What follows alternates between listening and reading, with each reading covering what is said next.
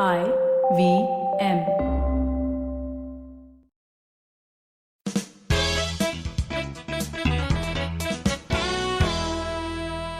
Hello and welcome to Audio Gyan, an Indian podcast for those interested in design, philosophy and arts. Audio Gyan documents thoughts, ideas and insights from known and unknown gems of India who have done some remarkable work in their field of interest. Visit audiogyan.com for more Gyan sessions. Today we have Aarohi Singh with us. Aarohi is a Bangalore-based artist but has traveled all around India. She's a self-taught artist who doesn't create art for art's sake. Her work usually expresses a strong idea or carries an underlying message and is often response to what is happening in the world around her. Aarohi puts her brush into anything that appeals to her and it explodes into colors as vibrant as her personality and as bold as her thoughts are. Today we'll be discussing what it means to be an artist, get to know her work, her process, and also Aarohi as a person. So thank you, Aarohi, for being on the show. I'm very, very delighted to be here, Kedar. Okay, so the first thing which I wanted to ask you is, since I've seen your work in your studio here, how do you define your canvas? How has that process evolved over time? When did you start, and now what kind of mediums you use to express your work? Kedar, my creativity expresses itself through many mediums, through many genres, and across many canvases, many supports, as it's called. I started painting when I was, I think, in class 6th or something, and it was usually cartoon characters on chart paper. And I just wanted to, put up posters in my room. And when that started, the next step was to figure out how to get the kind of flat colors you see in comic books. So the endeavor became to figure out how to use poster colors and get the flat feel onto the chart paper. Then the next step was to figure out how do I blow up something which is the size of a little comic, 1 inch by 1 inch to the size of my wall. So on my own, reading, talking to my dad, friends and stuff like that, I figured out a squaring technique. I still remember I didn't realize the significance that it needed to actually be a square grid. So I used to just randomly draw it and, the proportion would go off because it would be a rectangle. Correct. But that's how it started. I kept painting, I kept doing things like that. And then I joined a boarding in 10th, 11th and 12th at Air Force Balbharti in New Delhi. And my SUPW subject that you have in class, I took art. Okay. And my art teacher in my SUPW subject was somebody called Nakul Sinha. He was from Shantiniketan and he also used to live on campus. So he would open the door, as in the studio for me at all hours of the day or night. And the matron and my teachers and all were nice enough to, every spare moment I was in the studio. I was having fun and he was talking to me and he was letting me do things, which I guess I am who I am because of him. My dad, yes. My mom, yes. But mainly because of him.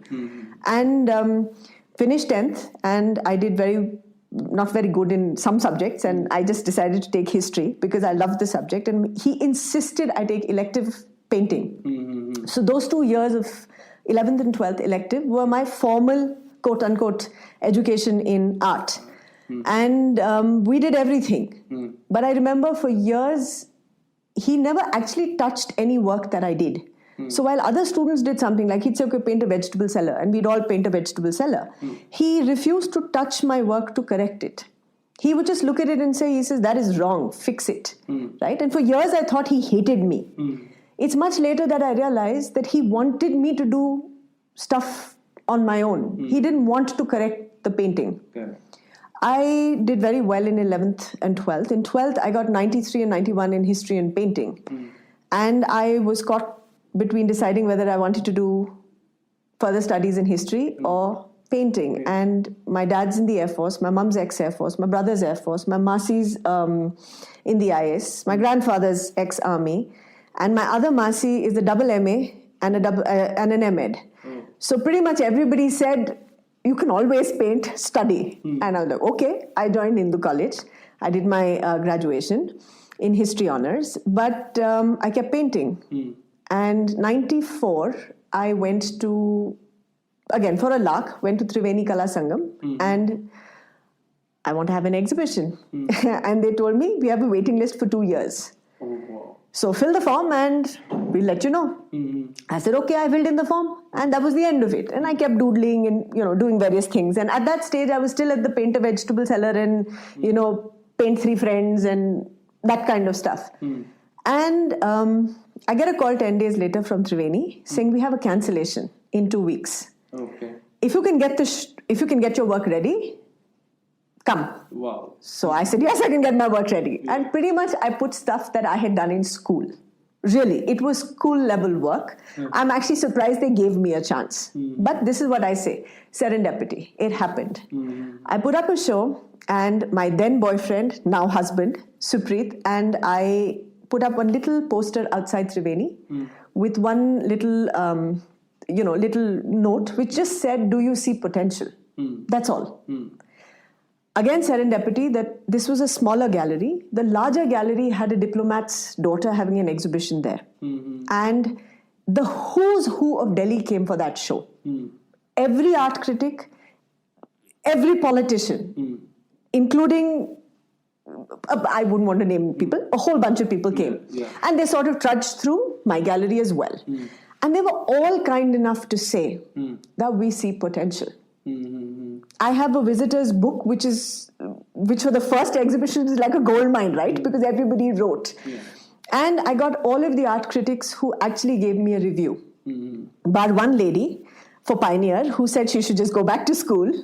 Everybody was very, very nice, very kind. They all told me we see potential, continue. There was a gentleman called Krishna Chaitanya. He basically said start doing chalk pastels.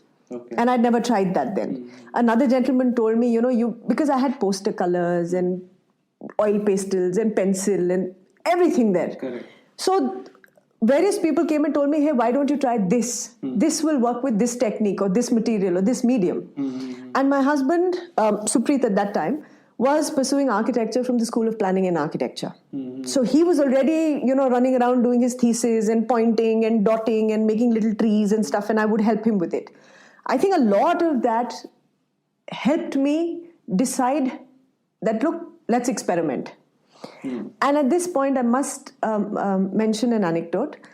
I was always frightened of a blank canvas or a blank sheet. Okay. Like, before you put the first mark, I would be very nervous. And Supreet once gave me a scholar sheet. A scholar sheet used to be 35 rupees a sheet in 93, 92, 93, 94, around that time. He gave me a blank, beautiful sheet, and he gave me a bottle of ink, and he said, drop it. And I looked at him, I said, are you nuts? I'm not going to do this. He says, no, drop it.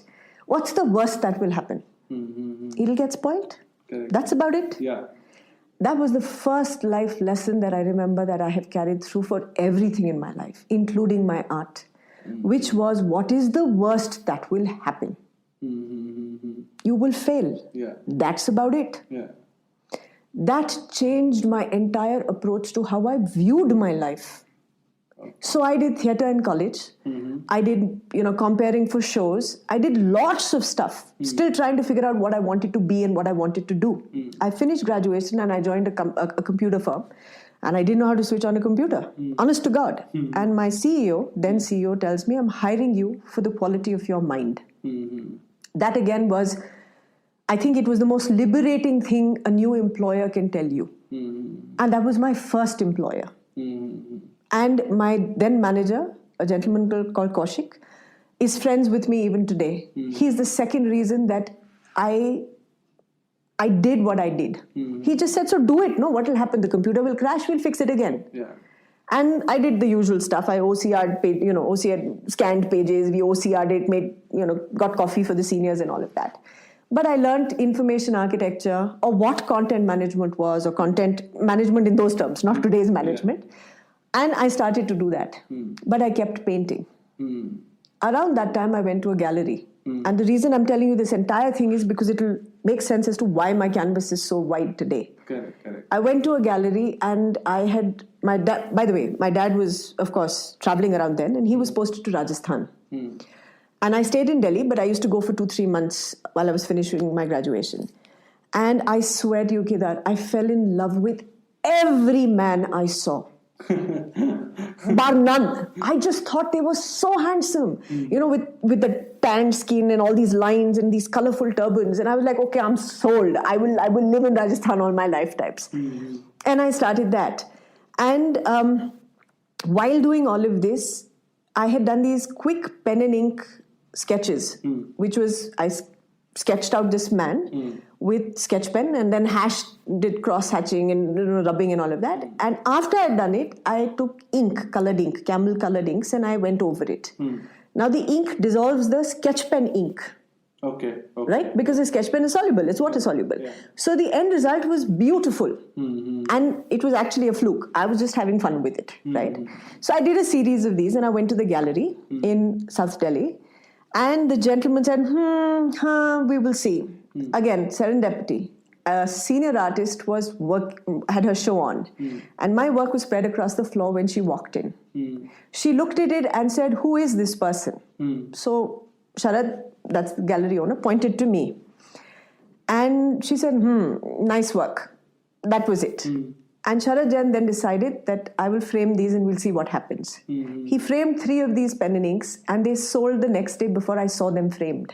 Oh, wow. And he said, done. We're very good friends today. And he gave me that next break. Because it was in Gallery Aurobindo, I had a chance to put my work in a Gallery Vadera or a gallery this or a gallery that. I didn't have a show after Triveni, but it was in their gallery collections, right? The gallery keeps stuff inside.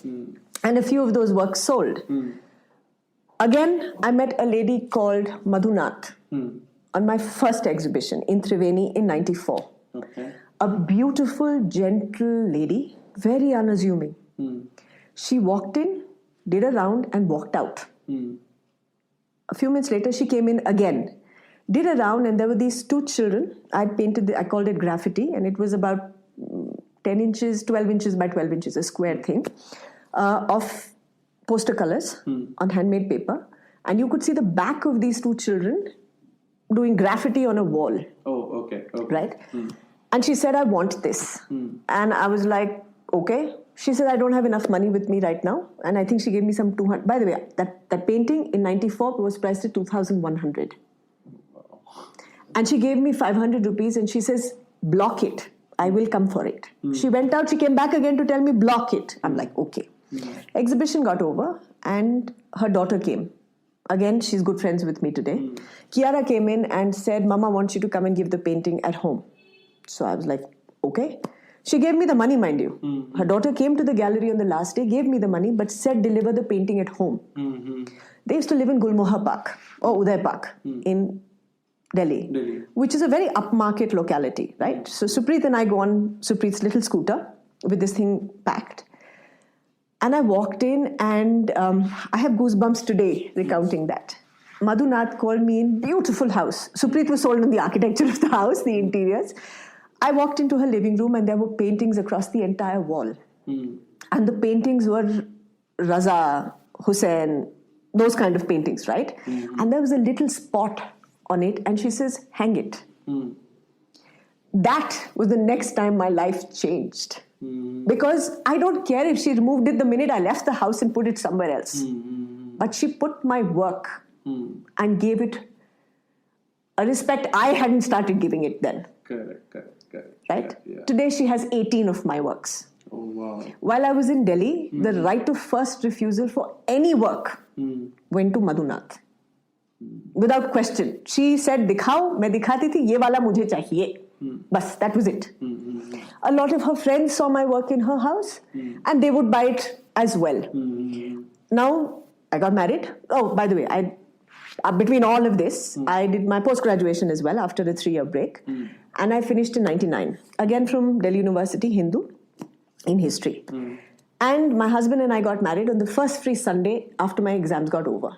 And we came to Bangalore. Oh. And he was working here with Planet Asia and I joined a company called India.com as their information architect.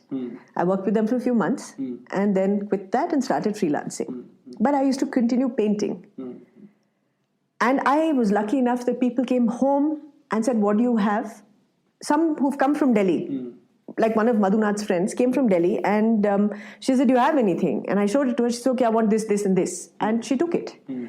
So I always had that patronage, which is very important for any artist. Music में भी किसी को जब कोई सुनता है और वाह वाह कहते तो अच्छा लगता है, right? पैसे की बात नहीं है. So that happened. Then I had got married, like I said, had my kids, and life went a complete different turn, right? I was like going nuts with looking after 2 children and stuff. So I decided in 2004 or 5 that it's very tough. I need to start painting. That's how I started painting on kettles. A chance visit. Again, serendipity. A chance visit with a friend to a market here in Bangalore, Russell Market. She was buying. Sorry to cut you here, but what made you pick kettle? That's what I'm telling you. We were going. Everybody who knows me knows that I have chai. That's like, and my thing is, I will not have chai anywhere else. There are like 4 people whose house I will have chai. Otherwise, I'll have coffee or a drink or soft drink or something. Okay. My chai has to be it has to be made the way I make it, right? So everyone knows that. And I think I'd mentioned to you about a game earlier, and I'll tell you about it again, of this Diamond District table that I made for someone. You come to my house, you will stop for chai. So we were going through Russell Market, and she was buying some kettles for a camping trip. The regular aluminium kettle. So I bought 2 kettles. And I said, I will paint on it. Now, what I ended up painting on it was these, and that's how this quote-unquote, what I'm known for, kitsch part came up. You know, the people who, when you talk on the phone, you doodle something, like, your pen keeps moving. Yeah. I can make a Rajasthani man and a woman's profile without looking at the page. And it'll be correct every time, because I've done it so often. So the first thing to do on that kettle was to make these 2 guys. So I made the profile of a Rajasthani guy and a Rajasthani woman. Now, because the kettle was tiny, their faces were close, right? And I painted it in flat colors, bold, going back to what I did for the comic thing when I was in 6th. Because that's the fastest to do. Correct. But that time it used to be poster colors. Now it was acrylics. Very vibrant pigments, dries fast, gives me the kind of end result I want. Did that. Showed it to my husband, who was that time in the US, over Skype or some such thing, and my friends there. They all loved it. And they christened it the Kiss Kettle, because those 2 looked like they were about to kiss. And then I realized that my husband and I have known each other since 89. I was in class 10th. And through the years, we have done the snail mail. While I traveled the country with my father, ex-Air Force, like I said, and he was based out of Delhi primarily. We've done the chitti, the trunk call, all that we've done, right?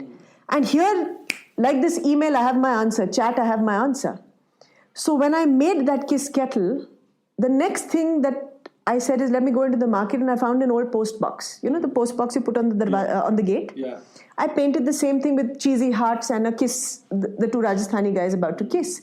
That was just my response to talking about the snail mail. I'm not sitting down and specifically telling you about it. I just decided to do it that way. My kids are very, very cute, even if I say so myself. And everybody tells me, kala tika lagao. Up again, today's woman, how the hell can I put kala tika? Matlab, kuch nahi sikha. And I'm sitting and saying, acha, theek hai. Ek kala tika lagane mein kya problem hai? Then you start doing research. And you realize the evil eye concept exists across cultures. And it's everywhere. You will find a nazar battu outside a door, building mein, truck ki tire ke paas, chappal, joote, sab kuch. Correct. Right? To ward off the evil eye. And auto ke piche likha hota hai, buri nazar wale tera muh kala. Correct. Right? Yeah. That is also an extension of the same thing. Yeah. So the next thing I realized that I painted a kettle with an auto on it. तो फिर नींबू मिर्ची आ गया, फिर ये demons face जो नजर बट्टू रहता है वो आ गया. मैं बच्चों को स्कूल छोड़ती थी ऑटो में. That became a thing. So each of these is my canvas has and this entire long story is to tell you the medium, the support, the theme is actually a reflection of my life. A friend of mine was going through a messy domestic violence case then. And that day in the paper, when I opened the thing, I saw articles on Miss India, Miss Universe, Sushmita Sen. Next page, you turn the page, there was a dowry death. And such and such thing, right? And I painted a kettle with a beautiful Indian woman's face on one side. And on the other side, there was a ladder, blades, knives, Correct. chess pieces, and I called it the checkered past. Okay, now that was my interpretation. It also made it to some magazine cover. I forget what. One magazine cover, the other had the checkered past kettle, and incidentally, it got bought by a ex-Miss India. It just, that was my response to it. So when someone looks at it and says, "Oh, very nice kitschy colors," one part of me wants to give them one dhap. What the hell is wrong with you, right? It is genuinely a reflection of my life. As my kids grew older, I started painting the same theme, but with a different medium onto a different support / canvas. So it was still Nazar Battu, but now the Nimbu Mirchi, instead of being this very flat comic book graphic style, became more realistic on the canvas. So how do I choose my canvas? I don't choose it, it chooses me. Wow. The only difference is I try and be as honest to it as possible. When a store called me, every store worth its name, or well, most stores worth their name, would call me saying, "Yeah, Diwali ke pehle 30 kettle bhej do." And I'm like, I will not do that. Okay. I have friends who said, "Jodhpur mein aap कारखाना खोल लो, एक design दो, इतनी बारी copy होगा." But फिर उसमें मुझ में और कारीगर में क्या फर्क है? And in no way dissing a कारीगर. I understand the work that they do. But I have been blessed that what I do is jam. It's not butter. I can afford to say this. And I do. Very nice, very nice. So yeah, I mean, if the products, what you're like, as you mentioned, like, what is the difference between Mass production and the kind of work you are into? So I'm assuming that like most of the products are one of a kind. Yes. Right. So how do you define value to it? And I would like to stress more on the earlier conversation which we had around the goodwill which they do, the Rajasthani karigars who like spend a lot of time in like some laborious work but still get paid like peanuts for that. So how does that work, and how do you define value to your work? I think primarily for me, if anybody is willing to pay for my work in any context, I've also done barters, right? Some friend couldn't afford a painting of mine, so she's left her cycle and taken a painting. We've done stuff like that, right? My thing is, if anyone, in pure basic terms, I value my work enough that, as my art teacher Nakul Sinha said, कभी किसी चीज को free नहीं देना. Gift भी दोगे, 1 रुपया लेना उससे. So that has stayed with me. And by value, the other thing for me would be, someone is willing to pay hard-earned money for something I created because I wanted to create it. Which means now whether you buy a canvas for 2 rupees, 2,000 rupees, 2 lakhs, you have paid for it, right? It's your money. Correct. That by its very virtue has given it value. Now, what value do I bring to it over and above this canvas, canvas 10 by 10 or whatever that you're buying, or a product that you're buying? For me, if I'm making a product, I want goodwill attached to that product. किसी की जैसे कहते हैं ना, आह नहीं लगनी चाहिए. तो अगर किसी कारीगर ने उस पे काम किया है, तो उस कारीगर को उसके पैसे मिलने चाहिए, ठीक पैसे मिलने चाहिए. Correct. So now when I'm working with stuff, what I don't get is every piece. I will not say every piece actually that goes out of my studio is only worked on by me. But I would say 70% of the stuff or 80% of the stuff that goes out of my studio in terms of products is worked on by me. The first sample I will make of a bag, a sling or whatever. Because if I don't know how to make it, how do I expect the karigar to know and realize that I know? Yeah. So then I can tell him on the phone कि वो आधा inch इसीलिए छोटा है because आपने यहाँ से काट दिया या वो कर दिया, right? That is my putting my money where my mouth is. I can easily go. I've been told by so many people, "Are you doing so well? Go to China and get it mass produced." So, क्या मिला? What is the difference between me and another brand? Nothing. Yeah. Now, when I bring value to it, I do a lot of running stitch on my products. And products, to give you a little background, is I paint now in a more fine art way, and I'm using that term very loosely, but more painterly way, so to say, more artistic and all of that. The stuff that I did when my kids were young, the style, that very graphic comic book style kind of thing that I did on kettles and a post box and a trunk and a table and a chair and whatever, is what finds its way onto a product. And the product / merchandise being a bag, a wallet, chair, jewelry, dupattas. Again, what I was saying in the first, as answer to your first question also, is I'm always trying to take an idea or a theme and see how many ways I can translate it into a different medium or a different genre. So अगर मैंने lotus paint किया, वो आपके पजामे पे या कुर्ते पे बहुत अलग तरीके से यूज होगा as opposed to a bag or a table or a dupatta. Correct. Its size will change, its scale will change, its colors might change, its texture might change, the surface detailing might change, right? How many ways can I do it? Because that's how I grow. I grow in my approach, so that next time when I'm painting something also, I understand not as a direct consequence of it, but I understand the nuances of what goes into a design or an art. So same way, attaching value to it is, I did something called the Pooch collection in 2012.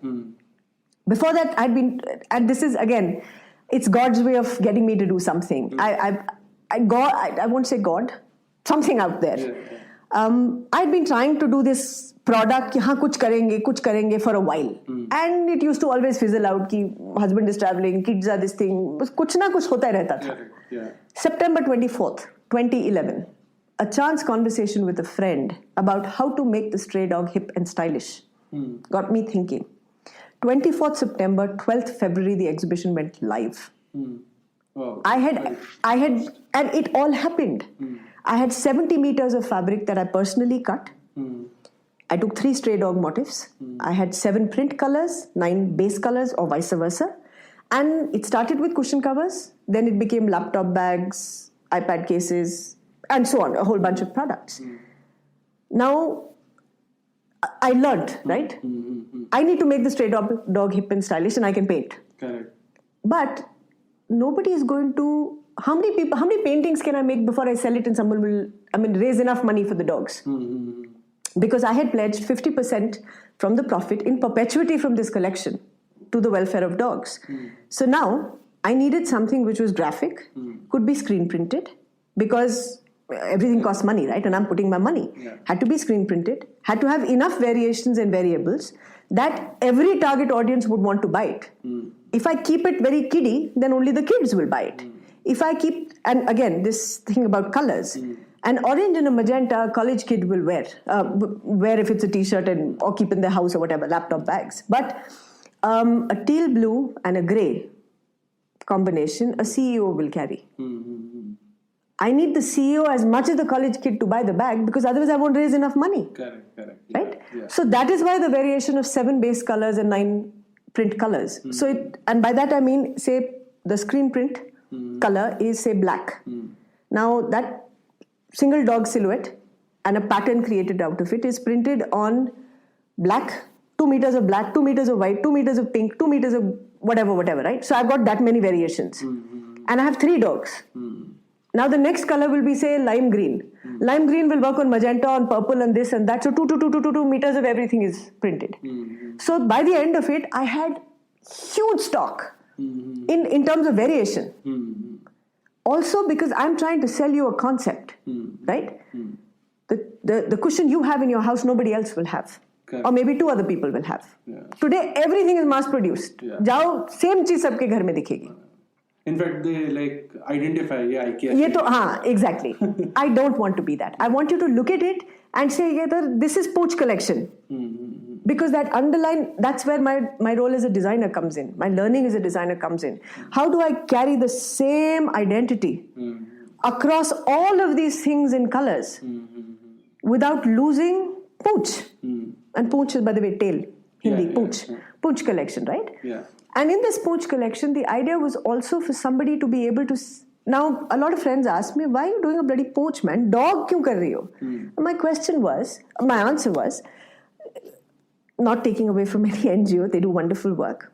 But up until then, most of my interaction with products that an NGO did was a कोरे कपड़े का bag जिसपे screen print किया है कुछ logo या कुछ something. वो भी green में हाँ. And most people buy it with goodwill. Absolutely कि I want to help them out. But वो bag ultimately ना grocery bag बन जाता है. आप सब्जी मंडी लेके जाते हो या उसमें कुछ डालते हो, it goes on in the cupboard at the back somewhere. I wanted to do this where you were happy to carry that bag on your shoulder.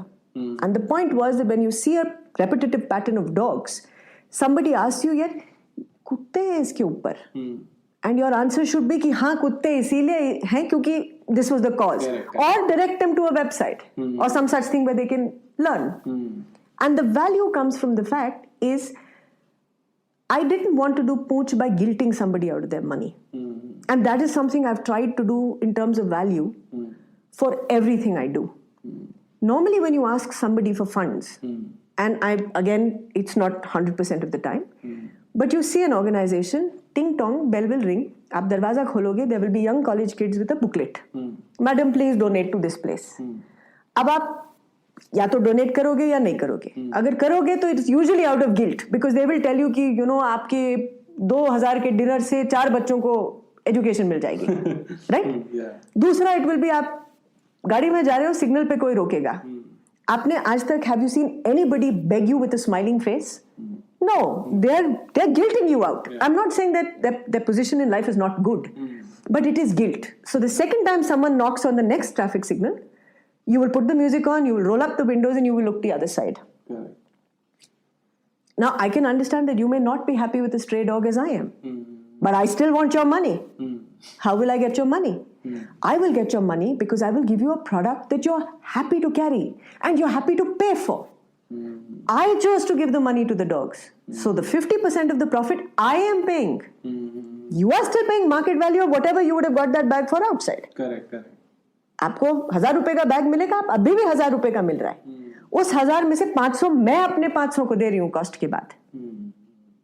तो आपके गिल्ट से नहीं मैं पैसे लूंगी, क्योंकि जो मैं पैसे डॉग्स को दूंगी वो I don't even want this thing, you know, a smidgen of gosh she's come again. No. And by the same token, अब तब तो फर्स्ट फॉरे था ना, तो कुशन कवर तो मैं बनाती नहीं थी, लैपटॉप में बनाना नहीं आता था. तो जिस कारीगर ने बनाया अब वो काम कर रहा है. वो 200 रुपए में भी बना सकता है, 500 में भी बना सकता है, बट इतनी अक्ल मुझ में भी है और उसमें भी है कि वो एक्चुअली कॉस्ट कहीं बीच में है. तो we talk about it and I bought the product of him by paying him fair value for it.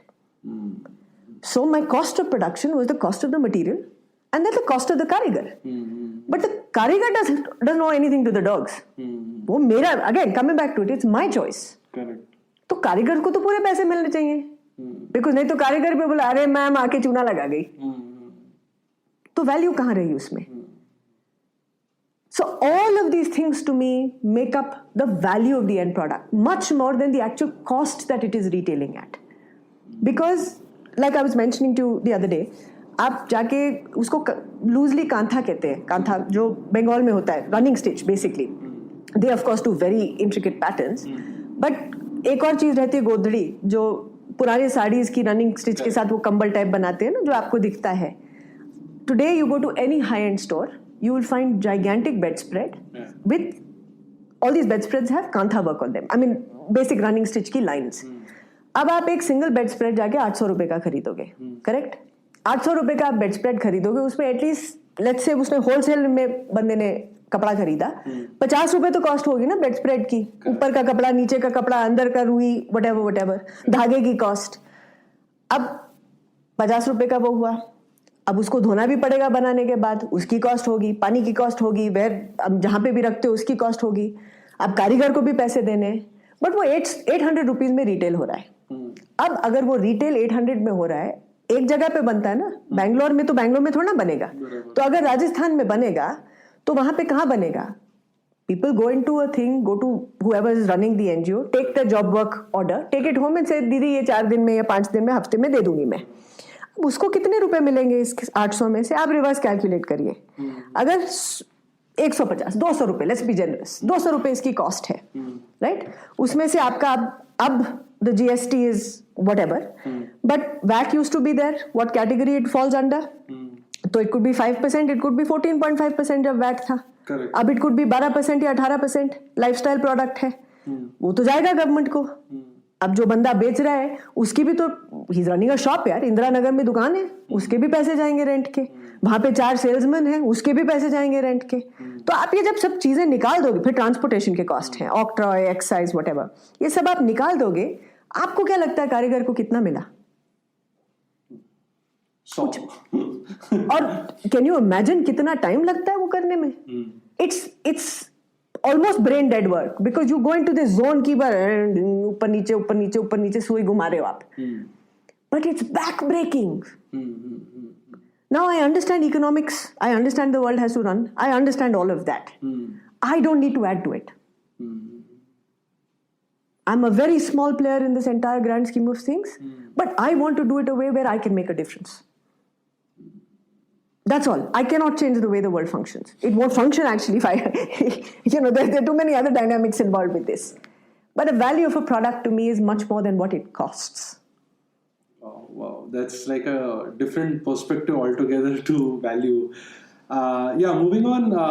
Can you tell us, like, I was reading about kitsch and like the kind of connotation it has overall across internet or other articles. I found it to be slightly negative, so I wanted your perspective of what is kitsch in general, and since the entire world is moving towards this minimalism or utility driven, Muji, IKEA and places like that, so how do you see your work fitting into the society, and how is it being accepted within the people? To give a definition of kitsch, first, I hate being called anything to do with kitsch. But my own website has a category called kitsch. Okay. One of the reasons being because the press labeled it as kitsch. And so many articles got written about me and my work as kitsch that beyond a point it wasn't worth fighting it. But on my website and my blog, it's my blog. It's my opinion. So I say it up front and center that I don't like being called kitsch.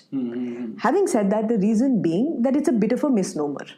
Because the dictionary definition of kitsch is something that draws inspiration from popular culture, but it is mass produced. It is often of cheap or substandard quality.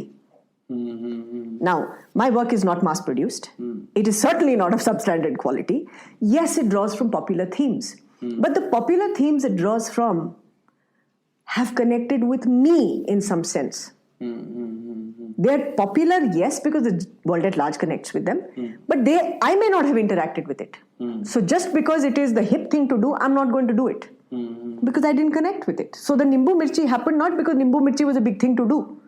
It is because Nimbu Mirchi मेरे घर में, I mean, कहीं ना कहीं context में आ जाता है, auto आ जाता है. Correct. और अब बच्चे बड़े हो गए, ऑटो का टाइम चला गया, तो अब मैं ऑटो नहीं पेंट करती. केटल्स तब करती थी, अब नहीं करती. अगर वो, if it was to be a kitsch based artist, I wouldn't be able to leave those motifs behind. I can. In fact, you would intentionally hunt for those ones. Exactly. Yeah. I can leave it behind. And the other thing is also this: some things intrinsically have a connection to my life. Like I said, a nimbu mirchi, this evil eye concept, right? मेरी नानी हमेशा कहा करती थी कि बेटे लोगों की आंखों में मत आना. हाँ बड़ा अच्छा है, you did well in school, very good, अब चुप रहो, right? तो जब से छोटी हूँ, I've had this thing in the back of my head कि भैया लोगों की आंखों में नजर लग जाएगी. I had someone who's follows Islam, and then she said, "Mashallah, अरे माशाअल्लाह." अगर कुछ अच्छा कहा, उन्होंने माशाअल्लाह उसके बाद कहा नहीं, हाँ देखा. And I'm like, what just happened? It's just little stray references in conversation with people that come up where you realize it's actually not, I don't even think evil eye is a superstition anymore. It is so much mainstream. मतलब बच्चे पैदा होते हैं तो उनके वो हाथ में काला बैंगल डाल देते हो. वो most people on the street will put kajal on the eyes of the child. Why? It's a kala tika. नजर नहीं लगे मेरे बच्चे को. Right? So that is something that is, it isn't kitsch. I don't know how to explain it. It's not kitsch. Manish Arora does stuff which some people have called kitsch. His garments sell for lakhs. There is just no way they're mass produced, and they're certainly not substandard. Right? Correct. It can't be kitsch. It's just the press that decided to do this.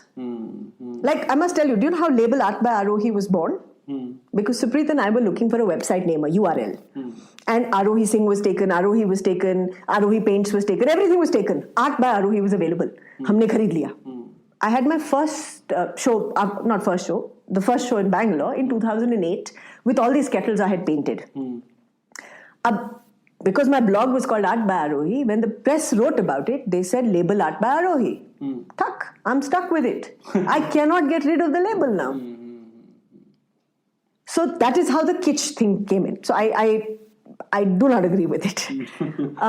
As far as minimal design is concerned, I can be minimal as well.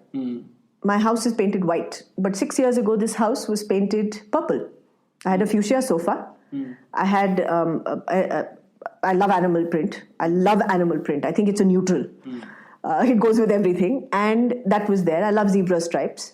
This entire wall here you see behind me was purple. But then I grew out of that. I still love animal print, I still love purple, but I felt the need to put white. So I put white. I think design is a reflection of Your inner self. Yeah. And now IKEA has a particular sensibility, right? You'd mentioned IKEA earlier. IKEA has a particular sensibility, but everywhere in Denmark, Sweden, Stockholm, blah blah blah, blah, there's that particular sensibility that carries through. Correct. Can you think of an IKEA having been born in India? No. What are the brands that are born in India? You name them. Look at the color that they have. No matter how refined they are, or how non-refined, as in like very mass-produced, subscale, corner nukkad ki dukaan pe jo milta hai. Have you seen anything? Forget new age designers. I'm not talking about the designers who've come up in the last 2 years, 3 years, 5 years. Can you see any design which is worth its salt for the last 15, 20 years that is minimal? No. It's always color. Yeah. मेरे को बताओ and I don't want to name any brand. It's all cyclical. It'll all come back. And it's also mood driven, right? There are a lot of designers who design because they genuinely at that point in time are at that phase in life where they want to design a particular way. Nothing wrong with that. But here's where I digress from how an artist or a designer is perceived. If I go to an art gallery, usual question will be, but आप क्या करते हो? मैं ये भी करती हूँ, ये भी करती हूँ, ये भी करती हूँ. नहीं, but हम आपका काम कैसे बेचें?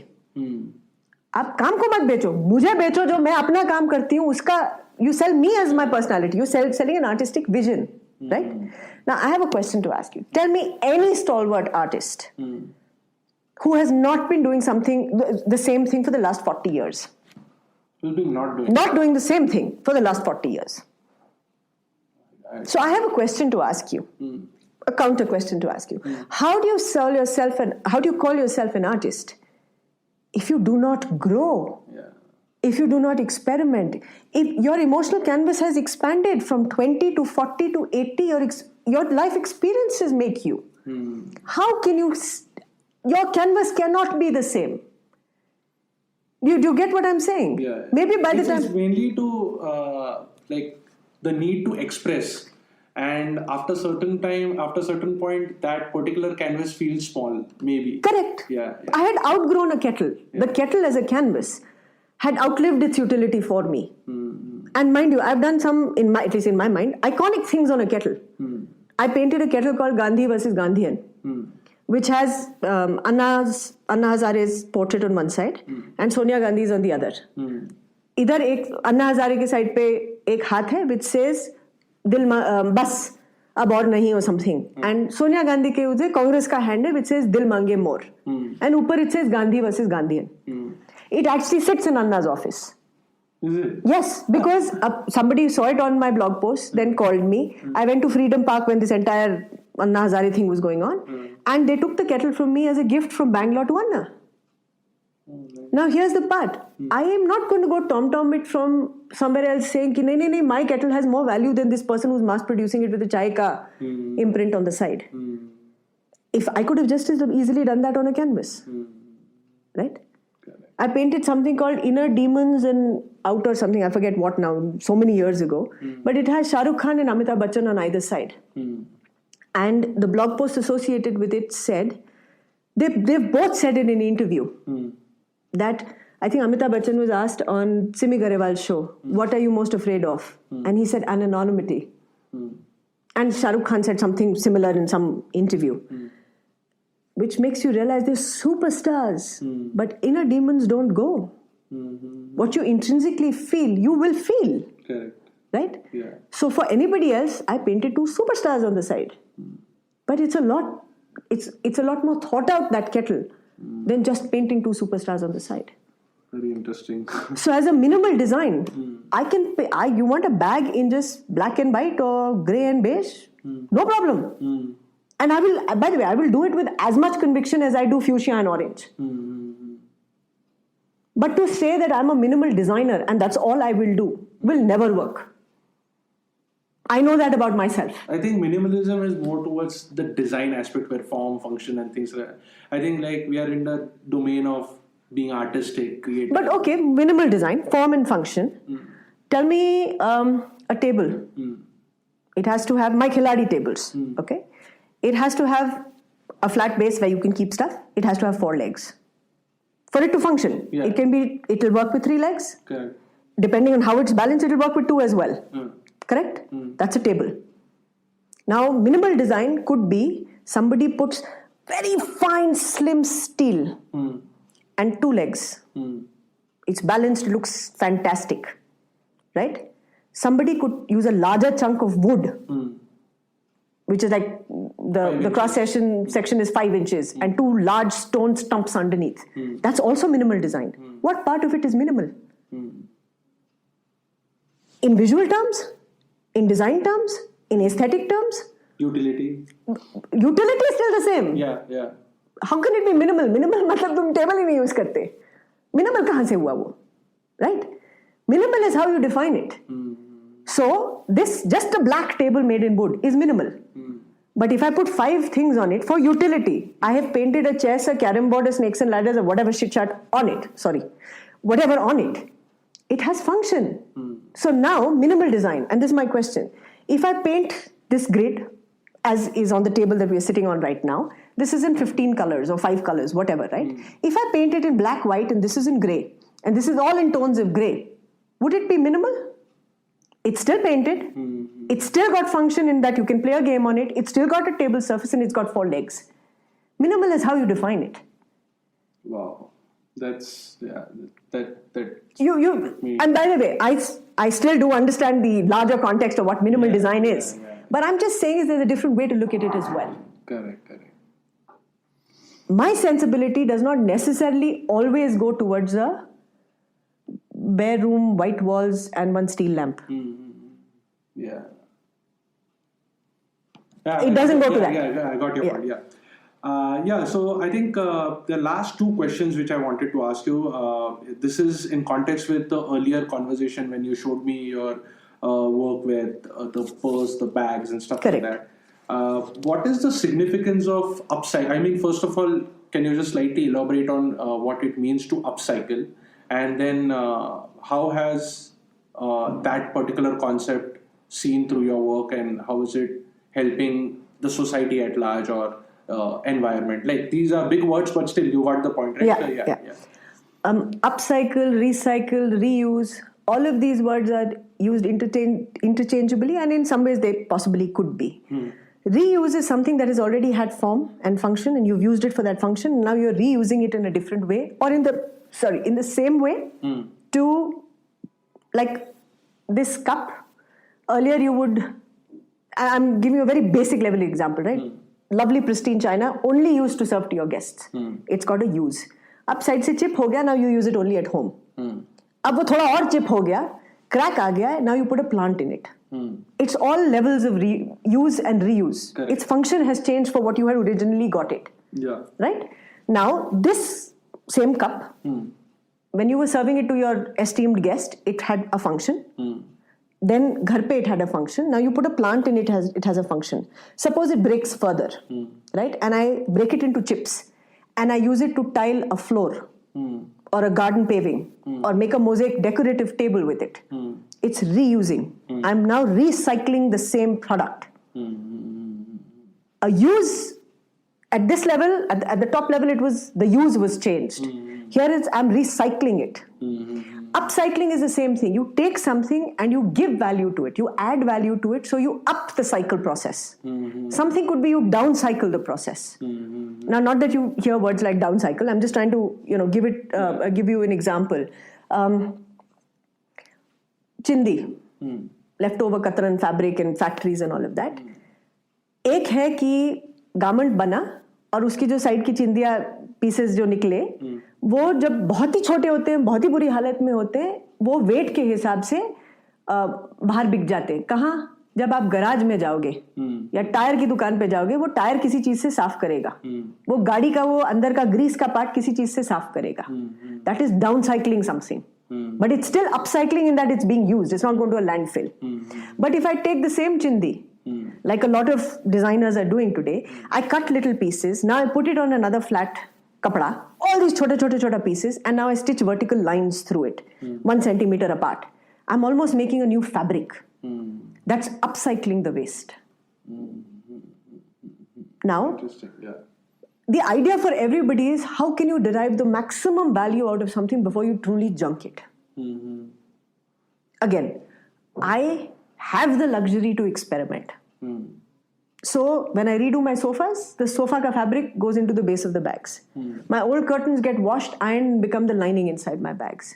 We redid the sofa, the foam that came out goes into these little, I call them pummans for want of a better word, but these little little balls of cotton, very decorative thing that you hang as a charm from the side of your bag.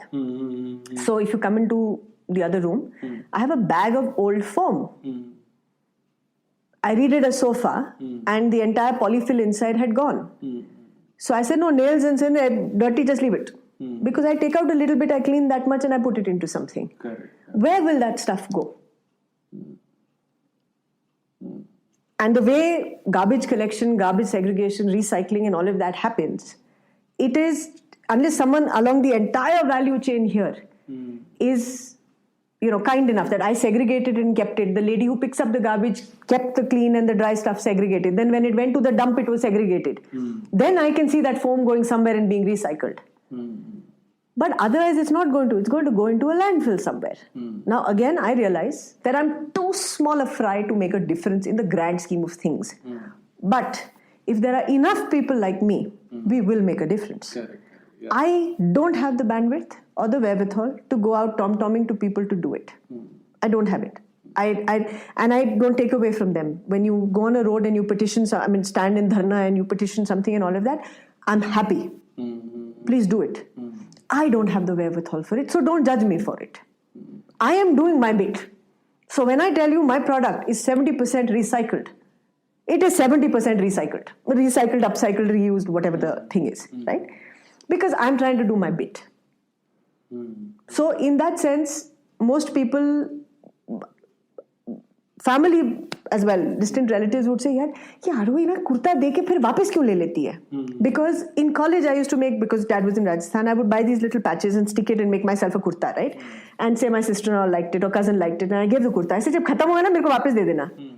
They would say, "Oh, you're so bloody cheap, man." The point is, I've taken the kurta back, I've removed the patch. Now it's so washed out that you will throw it. But I know that one coat of dyeing will give it a new lease of life. The same kurta will wear out from a particular point. Okay. You get rid of that part. You can't do anything about it. But the rest of it still has use, still has wear left in it, right? Denims. Yeah. You cut the denim, the top half becomes the top of a bag. The legs become material for another bag.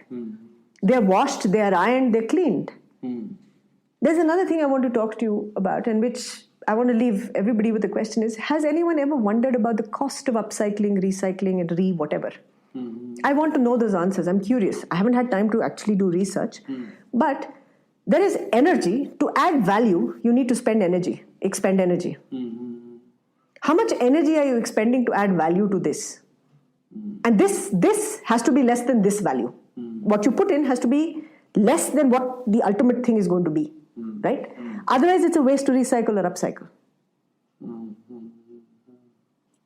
Yeah. So now I'm saying is, you buy lots of fabric. it's filthy because the place you got it from, they didn't segregate it properly, whatever.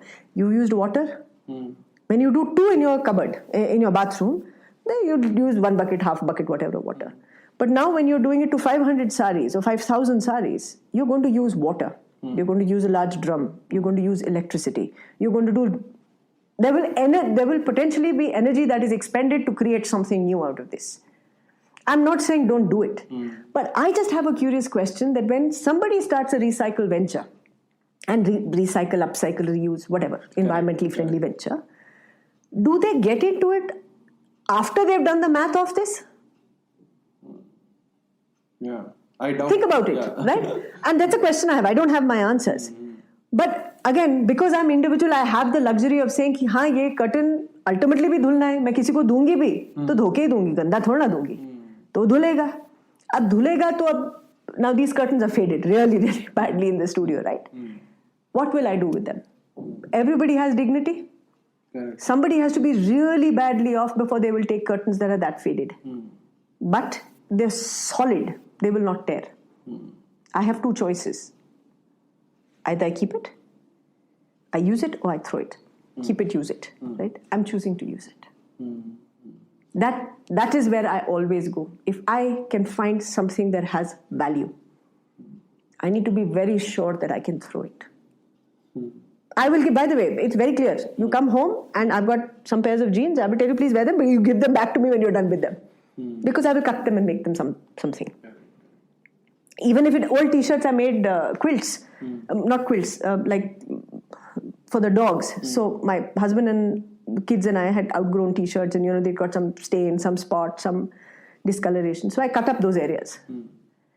And I got these rectangular pieces, square pieces. Everything was joined using, of course, a grid-like pattern. And 2 old curtains. I got 2 girls from the village who were still learning. And we made the godri out of it. And now that, because it's old t-shirts, may not be used by a human being. Again, I'm passing no judgment. May not. It's washed clean, but they may not want to use it. But I know this friend has a sanctuary for dogs. I gifted it to them for Diwali or New Year, something. Now, even if it keeps 5 puppies warm, it's done more than it would have done if I'd thrown it in the garbage. Absolutely. And it's taught those 2 girls a skill. I'm happy with my efforts. Very, very thoughtful about you for that. Yeah, since you mentioned this, like you taught those girls also, and so I would like to conclude with one last question is, can you share your, this also, we again had a previous conversation that when you go to a person like a real artist and be an intern, they really don't entertain much because they get to understand the nuances and then it's easy to replicate or copy or steal or whatever it is. So if you don't mind, again, all the best for your fusion projects. And from that also extends this question that in case if someone is aspiring to be an artist or has that creative kida inside him, so any... My father was with me that day actually in 94 at my exhibition. Supreet was there, my father was there, and we were standing around just talking to each other when an elderly gentleman came in. And this gentleman was very sweet, very refined, very unassuming, very quiet. And he came and he walked around the whole place. He spoke to my dad for a few minutes. And I was just listening to him talk. And he told my father that, हाँ, अच्छा काम करती है, but she's not an artist yet. And I was all of 19, right? So I was like, what the, how can he not call me an artist? And he told me something. He says, you don't have any life experience right now. Wow. And I did not agree with him in 94. But with every knock that life has given me, I revisit those words and say, you were absolutely right. Because no matter how good your design sense, your aesthetic, your color, your whatever is, you have to be a genius if you're able to do it at 12. You will have skill. You might even be born with an inborn talent that you can do whatever, right? But life has a way of teaching you things that nobody can teach you. That's the first. Go out and live life. Fall in love, get hurt, pick fights, resolve your issues, have conversations. I think my father had told me this many, many years ago, where I think I told you in a conversation, I think my greatest disappointment for my dad is that I didn't do music. But I must tell you something that my father told me, because I used to do so much then. He said, "Kya tum job wob ka dar rahi ho? Tum become a news reader, 2-3 comparing sessions kar lena, 2-3 painting kar lena. Live life." I was blessed to have a dad who thought like that. Yeah, really. Yeah, absolutely. Right? Of course, he did change when it came down to single woman going out, all that. But I was blessed to get that. And that makes a huge difference, right? My father has written 3 books on the Air Force. My mother has written books on medicine. My mother today doesn't practice medicine, although she's done her medicine, allopathy medicine from Lady Harding in Delhi. She's also done 2 courses from Annamalai University. She's written books on it. But she says, "Main paise nahi lungi." Those are things, you don't get taught. They kind of percolate down to you. Yeah. And if you're trying out to go Sanskara type. And जो आप किसी और से सीखोगे ना, I've always believed, I'm self-taught like you said, so everything I've learned from either reading, observing or talking, listening. When I genuinely believe that in half an hour of watching someone, you will learn so much more than reading about exactly the same process, no matter how detailed in a detailed way explained in a book. Because your mind will assimilate things visually or through sound or whatever that reading will not get you to do. So I always believed that when you apprentice with someone or you work as an intern with someone, you learn. I am not for let an intern work for free. That's not the point. But I think when someone comes to work as an intern, you need to come in saying, "I want to learn." You can still come and say, "मेरे को इतना पैसा चाहिए, इतने जो भी तुम्हारा technical negotiation है करो."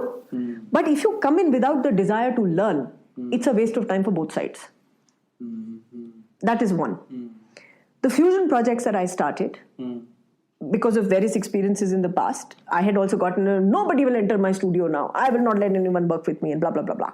Because of a lot of bad experiences. But then I also realized that no man is an island. You cannot live alone. There is only so much you will get when you... The internet, books are a very solitary experience. But when you talk to another person, there's always a wild card that gets thrown. Correct. Because that person will have an opinion. Yeah. Right? It's very important to have that opinion. Again, so the fusion projects was about collaboration. And the idea of collaboration is, for me, is 2 people work together, or 2 companies, or 2 whatever, work together with a primary goal to earn, to learn. You can still say, "I want to earn money out of this." Nothing wrong with that. Ultimately, you all have to live. Okay. But go in wanting to learn, because the end product, and I say product loosely, whatever you create, will already be of such a high quality or standard, because the amount of thought you have put into it, that commercial sense to bani jayegi kisi na kisi tarah se. Correct. Don't collaborate with someone where you cannibalize each other's skill sets. Or cannibalize each other's markets. Come into the table to learn and put your cards on the table. This is what I'm bringing to the table. This is what you're bringing to the table. Exchange, mainly. Yes. If we both know how to cut fabric but don't know how to stitch, there's no bloody point in us collaborating. You have to know how to stitch and I have to know how to cut, or vice versa, right? नहीं तो collaboration किसकी हुई? अगर हम दोनों ने decide किया साथ में काम करेंगे, आप भी कटिंग जानते हो, मैं भी कटिंग जानती हूँ, और फिर किसी टेलर को लेके आए जो स्टिचिंग करेगा, तो collaboration तो हमारी उसके साथ हुई. Correct.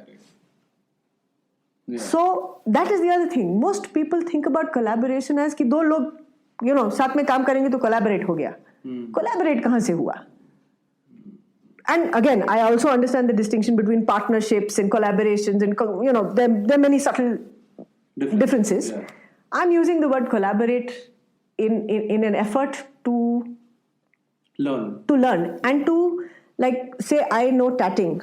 Tatting is this thread-based thing like crochet, different subtle, different mechanics, but it's about making lace or doing stuff with your fingers and a thread, right? Suppose you make fences. You've seen the fences, the wire mesh fences? Yeah. Now, can you see us collaborating? Maybe the nuances. So now here's my question. Let's see if we can collaborate and make a fence which has filigree patterns on it. Yeah. Then. Now you and I are bringing our own skill sets to the table. Yeah. Right? Now we're trying to think out of the box so we both learn. You might still go back to making fences only. And I might still go back to doing tatting or whatever itself. But what I have learned from you on the scale at which fences are made, I'll tell you what is likely to happen, say, out of these two. We collaborate, we come up with some collection. Let's say it's hugely successful. So पैसे भी बन गए. ठीक है. अब उसको अलग रखो. You go back to making fences tomorrow. You are going to understand better the subtleties of joinery details of if I bend it here versus there. A little more than you knew before you got into this. Your design sensibility of how the fence looks will also change. Because now you know the possibility कि यार 1 by 1 inch का grid की जरूरत नहीं है. वो 1 by 1 inch का triangle भी हो सकता है every 4 के grid में या जो भी मतलब हो सकता है. Correct. What will I take away from it? I will take away from it the possibility of what doing this on a large scale means to my small scale. So now I'm not doing tatting on a 1 centimeter into 25 meters. I now have the potential to say, yaar, how can I do this joinery detail of joining 1 centimeter by 1 centimeter by 1 centimeter and with tatting doing an entire bed cover. Or tomorrow if I have to make a skirt with tatting, how do I do it? The logic is the same because if you had to wrap a fence around an irregular enclosure and go around a rock, go around a building, you have to work around it, right? As tatting lace, I'm unlikely to ever even think in that direction. But now the possibility, unless I'm already self-driven, the possibility of making an entire skirt with it or some such thing becomes easier because a possibility exists. Your mind has been thrown open to that possibility. Collaboration helps you open your mind to possibilities within it. I don't need to collaborate with you to steal your idea. I need to collaborate with you to unlock my mind. That's how I look at collaboration. And plus you acquire skill. And in working with anybody requires honesty, integrity. All of that's a given. That I'm putting on the table as वो तो होना ही चाहिए. नहीं तो कैसे काम करेगा? Yeah, I think that's a good note to end this. It was great talking to you and thank you for sharing some wonderful insights. And I hope to have you again on AudioGAN, maybe talking something more in detail about something. It was a pleasure to talk to you. Thank you so much, Kedar. So that's it from today's GAN session. Stay tuned for more GAN on AudioGAN next week. Till then, bye.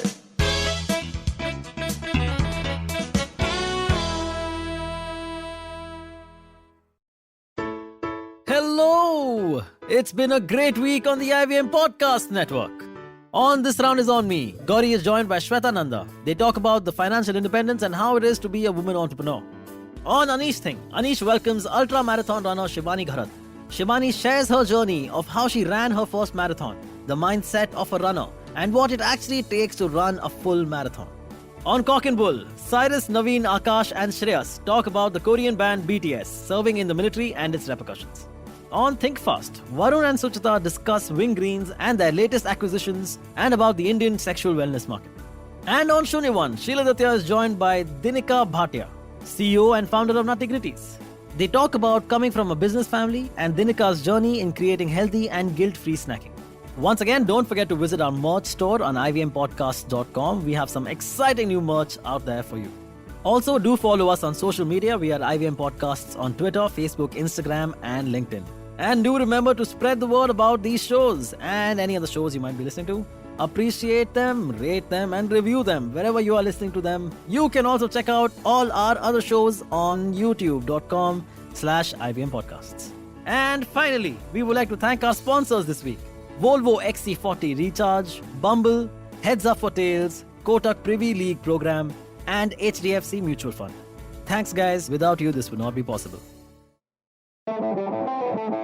Do you often find yourself surrounded by conversations about Web3, blockchain, NFTs, DAOs? What are these terms and how do they affect our future on the internet?